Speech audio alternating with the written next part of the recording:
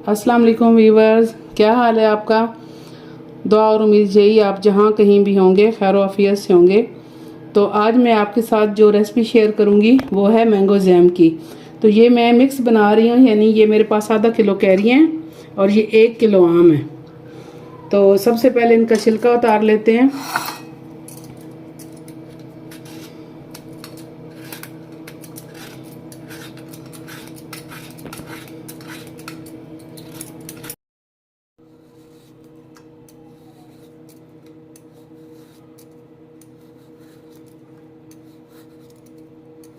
तो गाइस ये मिलते हैं इनके, मैं तमाम के छिलके उतार लूँ और इनकी कटिंग कर लूँ।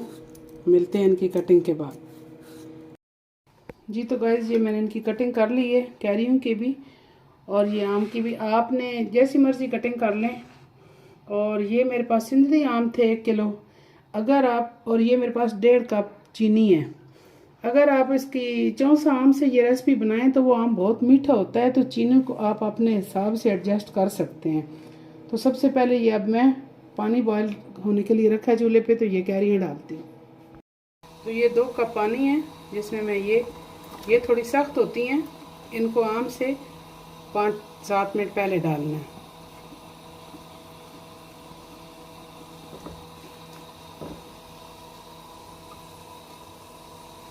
आप सिर्फ आम का भी बना सकते हैं, ये थोड़ा खट्टा मीठा सा अपनी एक अलग नोयत का बनता है और आम का एक अलग चीज़ है, वो भी आप आम का भी बना सकते हैं मुरब्बा। जी तो ये मैंने कैरियाँ आम से थोड़ी पहले डाली हैं, तो इनको चेक कर लेते हैं। ये थोड़ी सी आध गली होंगी तो हम आम डालेंगे।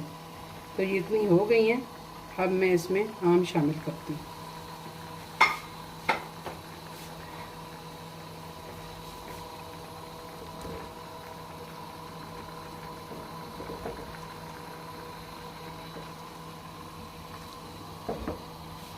ये आप जैम सिर्फ आम से भी बना सकते हैं और खट्टा मीठा अगर आपको चाहिए हो तो आप कैरी मिक्स करके भी बना सकते हैं।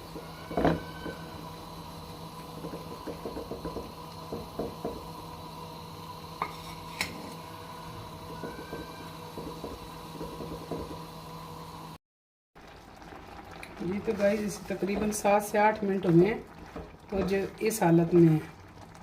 तो ये थोड़ी देर में जब ये पानी खुश्क हो जाएगा तो ये सारे आम गल जाएंगे। तो आप ये ऐसे भी मैश हो जाएंगे थोड़े से गलने के बाद। अगर आप इनके चंक्स रखना चाहते हैं तो कोई ज़रूरत नहीं है इनको ब्लेंड करने की। अगर आप बिल्कुल स्मूथ चाहते हैं तो फिर आप इनको ब्लेंड भी कर सकते हैं।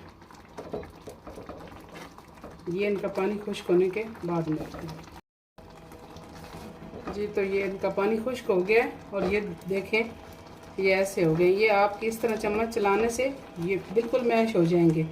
और अगर आप इनको ऐसे रखना चाहें तो रख भी सकते हैं। और दूसरी बात, जब आम वो आता है थोड़ा रेशे वाला जिसमें बाल होते हैं, तो उसका जब आप पल्प इस तरह तैयार करेंगे तो किसी भी स्ट्रेनर से छलनी से छान सकते हैं। तो अब ये तो बिल्कुल स्मूथ इसका बना है, लेकिन वो जब बाल होते हैं तो वो अच्छे नहीं लगते। फिर उस तरह आप किसी भी छलनी में या किसी स्ट्रेनर से अच्छी तरह उनको छान सकते हैं।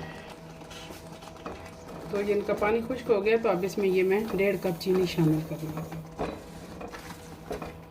ये आप अपनी मर्ज़ी से अपने जायके के मुताबिक मीठा कम या ज़्यादा कर सकते हैं।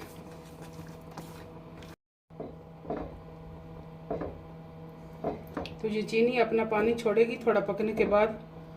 तो जब ये मुनासिब गाढ़ा हो जाएगा तो मिलते हैं फिर। जी तो मैंने इसमें चीनी शामिल की थी, ये इतना पतला है। और ये मैं इसे आप इसमें इसको जग में डाल के भी कर सकते हैं। मैं ये हैंड ब्लेंडर से इसे थोड़ा सा ब्लेंड करूँगी, कुछ इसमें चंक्स रहने दूँगी।